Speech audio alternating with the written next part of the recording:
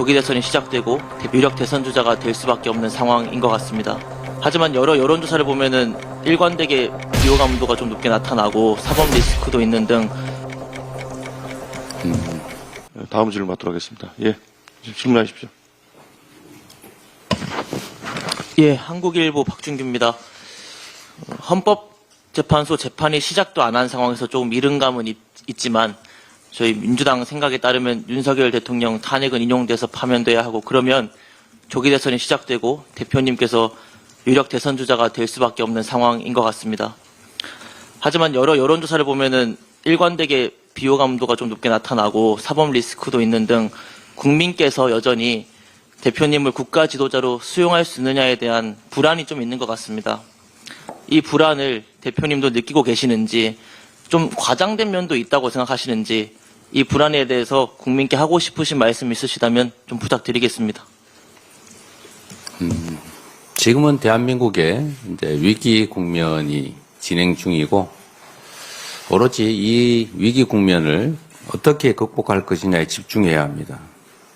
또 그 결과도 알 수 없는 상황이기 때문에 그 어떤 결과를 예측하고 거기에 대한 얘기를 하는 것은 부적절한 것 같아서 다음 기회로 미루도록 하겠습니다. 예, 다음 질문 받도록 하겠습니다. 예, 전자신문. 네, 전자신문 최기창 기자입니다. 이제 모든 것이 이제 정상으로 돌아와야 될 텐데요. 경제, 민생 회복 등에 좀 시간이 좀 걸릴 것으로 예상이 됩니다.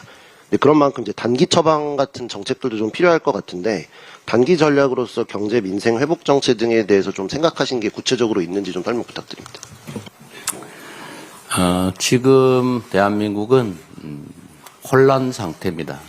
그리고 탄핵 의결로 이 혼란이 해소 또는 완화되는 것이 아니라 더 큰 혼란과 갈등 대립의 장으로 들어가는 문이 열린 것입니다. 이 혼란과 이 불안정성을 극복하는 길은 신속한 탄핵 심판밖에 없습니다. 우리 국민 모두가 있을 수 없는 최고 통수권자가 자신의 권력을 유지 또는 강화하기 위해서 국가 헌법 질서를 군사력을 동원해서 파괴하려 했던 이 반란, 내란의 상황은 정말 전 세계 누가 봐도 도저히 납득할 수 없는 상황인 것입니다. 지금은 이 혼란을 극복하는 것이 가장 급선무입니다. 단 하루라도, 단 1시간 1분 1초라도 판단과 결단을 앞당겨야 합니다. 국정 안정과 민생 회복이 가장 큰 실질적인 과제이겠습니다. 말씀드렸던 것처럼 저는 대한민국 시장경제 시스템 그리고 정부의 역량을 믿습니다. 우리가 생각하는 것 이상으로 정부의 시스템 역량은 튼튼하고 유능합니다. 그런데 이를 지휘하는 최고 책임자가 그들의 전문성과 능력을 인정하지 않고 자율적이고 능동적이고 적극적인 노력 자체를 봉쇄했기 때문에 오늘의 이 위기가 도래된 것입니다. 말씀드렸던 것처럼 국정 안정을 위한 국정안정협의체 구성을 통해서 금융, 경제, 민생에 관한 정책적 협의를 해나갈 것입니다. 지금 당장 해야 될 일은 사실 모두가 인정하는 것처럼 내수 부족에 따른 또 정부의 재정 역할 축소에 따른 소비 침체입니다. 이 문제를 해결하기 위해서 추경을 신속하게 논의할 필요가 있겠다, 그런 생각을 가지고 있습니다. 예, 다음 질문 드리겠습니다. 저 뒤쪽에 마이크 좀 전달해 주십시오.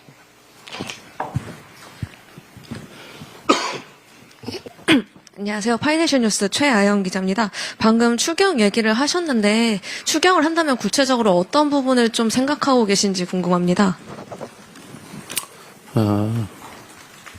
지금 추경을 한다면 정부가 심각하게 줄여버린 또는 없애버린 골목 상권이나 또 서민경제 지원을 위한 지역화폐 예산이라든지 또는 AI 관련 예산 또는 지금 현재 대한민국이 조만간 대규모 전력 부족 상태를 겪게 될 텐데 전력 확보를 위한 기반시설 투자 예산 뭐 이런 여러 가지들이 있겠죠. 예, 다음 질문 드리겠습니다. 예, 먼저 여기 마이크 켜고 하세요. 예. 네, 대표님 안녕하세요. 동아일보 이승우 기자입니다. 탄핵 정국 연일 고생 너무 노고가 많으셨습니다. 8년 전 박근혜 대통령은 부덕과 불찰로 좀 혼란을 겪게 돼 송구하다는 말씀하셨는데 윤석열 대통령은 이번에 포기하지 않겠다고 하면서 사과나 반성 표명은 없었는데요. 탄핵안 통과 이후 말씀 주신 것처럼 정치 혼란이 한동안 이어질 것 같은데 헌재에서 대통령 기각 결정 내릴 가능성도 염두를 해두시고 계신지, 그리고 민생 혼란 외에도 장기화될 것 같은 정치 혼란은 좀 어떻게 잡아나갈 것인지 궁금합니다. 우선 제가 잠깐 잊어버렸는데 이번 내란 극복 과정에서 우리 언론인 여러분들께서 현장에서 신속한 보도, 정확한 보도, 그리고 물리적 저지 활동까지 함께해 주신 점에 대해서 진심으로 감사드립니다. 지난 5.18, 80년 5월 광주와 이번 빛의 혁명 과정을 비교하면 여러 가지가 있지만 그중에 가장 큰 차이는 신속하게 정보가 우리 국민들께 전달됐다는 사실이고 그 안에 우리 언론인 여러분들의 큰 노력이 있었다, 이 말씀 드리면서 깊은 감사의 뜻을 표합니다. 제가 말씀드렸던 것처럼 지금은 다시 더 큰 혼란의 문이 열렸다. 이제 작은 산을 하나 넘었지만 더 큰 산이 기다리고 있다라고 말씀드린 이유가 바로 윤석열 대통령의 태도 때문입니다.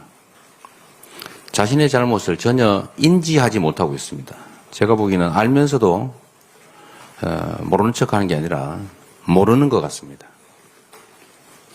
자신의 잘못은 하나도 없다. 국민들이 오해한 것이다. 누군가의 선동에 의한 것이다. 라고 생각하고 끝까지 싸우겠다. 함께 싸우자. 라고 하는 것 같습니다. 결국 이것은 국민들 사이에 충돌을 선동하는 것과 다름이 없어 보여서 그로 인한 혼란과 갈등, 대결이 상당 기간 더 증폭돼서 계속될 것 같습니다.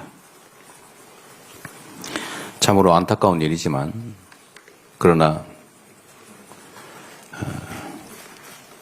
대한민국 정상화를 바라는 우리 국민들께서도 우리 민주당도 이 불의에 대해서는 저항해서 함께 싸울 수밖에 없는 상황입니다.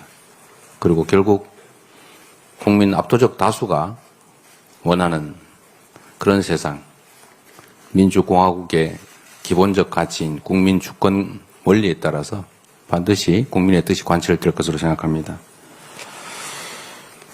혼란을 최소화하기 위해서, 그리고 혼란 기간을 최소화하기 위해서 적극적인 노력이 필요하고 우리 민주당도 최선을 다하겠습니다. 선거 결과를 예측하는 것은 제 몫이 아닌 것 같습니다. 독립된 헌법재판기관에서 헌법의 원리, 국민의 뜻, 그리고 진실, 정의에 따라서 판단할 것으로 믿습니다. 기각될 것이라면 하지 않았겠지요. 기각될 것으로 예상을 했다면. 더 큰 혼란과 역풍이 있을 테니까. 그러나 법은 국민의 상식의 최소화입니다. 상식이 최소화된 것이 법이지요. 우리 국민들께서 건전한 상식으로 이게 맞는 말이야 라고 생각하는 것이 바로 법입니다. 또 법은 그래야 합니다. 법은 전문적이고 보통 사람이 알 수 없는 것이 아니라 보통 사람이 생각하는 상식이 바로 법이고 그 법을 구현하는 것이 헌법재판소 또는 법원의 역할이기 때문에 국민의 상식에 부합하는 결과가 나올 수밖에 없다라고 생각합니다. 예, 다음 질문 받도록 하겠습니다. 예, 저 앞에 앞줄 마이크 좀 전해주십시오. 예.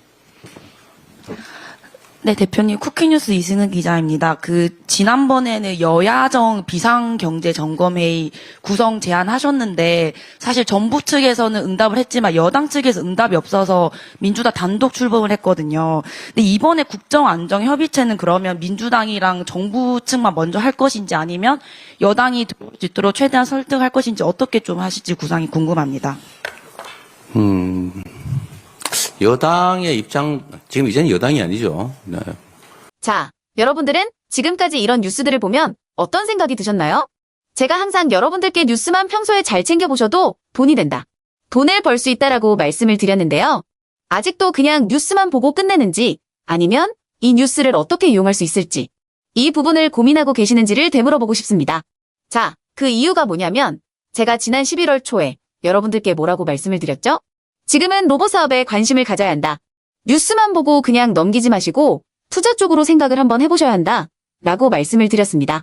그리고 나서 이런 썸네일들을 뉴스를 통해서 많이 보셨을 텐데요. 이런 로봇 산업이 이슈가 됐을 때 부자들은 어떻게 생각한다? 로봇 관련주는 뭐가 있는지, 어떤 종목이 가장 좋은지, 어디에 투자해야 돈이 몰리는지를 자연스럽게 생각한다고 제가 말씀을 드렸죠. 그 이유가 뭐냐면 부자들이 봤을 때는 이슈가 곧 돈으로 이어지고 그 이슈가 나에게 돈을 벌어준다는 경험적 확신이 있기 때문에 부자들은 항상 이런 사회적 이슈를 관심 있게 챙겨본다. 이렇게 제가 말씀을 드렸는데요. 이번에도 마찬가지입니다. 제가 지난번에 시청자분들과 함께하는 주식으로 수익 내기 이벤트를 진행했었는데요. 당연히 100% 무료로 진행을 했고, 자, 여기 보시면 아시겠지만 제가 지난번에도 저한테 로봇이라고 문자 남겨주신 모든 시청자분들께 이렇게 로봇 관련주 중에 가장 급등할 확률이 높은 딱 한 종목, 많은 종목이 아니라 딱 두산로보틱스 한 종목을 여러분들에게 추천드렸어요. 그러면서 여기 나와 있는 대로 정확히 얼마에 매수해야 하는지, 그리고 수익률이 어느 정도 나왔을 때 팔아야 하는지, 이런 부분들까지 여러분들에게 정확히 알려드렸었는데, 자, 지금 실제로 어떻게 되었다? 오른쪽을 보시면 아시겠지만 제가 11월 초에 문자로 이 두산로보틱스를 소개해드리고 나서 실제로 한 달도 지나지 않아서 이렇게 주가가 2배 이상 급등이 나왔다. 그래서 당시에도 굉장히 많은 분들이 제가 드린 이 종목으로 수익을 내실 수가 있었을 텐데요. 다시 한번 축하드린다고 말씀을 드리겠고, 자, 이번에도 마찬가지입니다. 앞으로 이슈가 될 수밖에 없는 게 겨울 한파이기 때문에 우리가 어떻게 생각해 볼 수 있다? 겨울 한파가 계속되면 피해가 커지고 한파에 필요한 물자나 관련 물품들이 반드시 필요할 수밖에 없다. 그럼 그 중에서 한파로 인해 가장 큰 수혜가 예상되는 한 곳이 크게 부각받을 수밖에 없다. 당연히 우리가 이쪽으로 생각해야 된다는 겁니다. 자, 그렇기 때문에 제가 이번에도 뭘 보내드린다? 지난번과 똑같이 한파라고 저에게 문자를 보내주시면 제가 겨울 한파 관련주 중에 앞으로 대장주 역할을 하면서 주가가 가장 크게 급등할 한 종목을 구독자분들에게 문자로 종목명과 사고 파는 시점을 모두 알려드릴 거예요. 그래서 여러분들이 주식으로 돈 버는 연습을 한번 해보시라 이렇게 말씀을 드리고, 혹시라도 나는 주식을 하지 않는다 하시는 분들은 주변에 주식하시는 분들에게 추천을 해주셔도 되고, 아니면 연세가 있으셔서 투자가 어려우신 분들은 이 종목을 가지고 자녀분들에게 한번 사봐라, 이걸로 한번 수익을 내봐라, 이렇게 조언을 해주실 수도 있는 거겠죠? 그래서 지금 이 영상을 보시는 시청자분들 중에 나도 이번 종목이 좀 궁금하다 하시는 분들은 누구나 상관없이, 그리고 어느 시간대나 상관없이 부담 없이 이렇게 상단에 제 번호를 항상 남겨놓고 있습니다.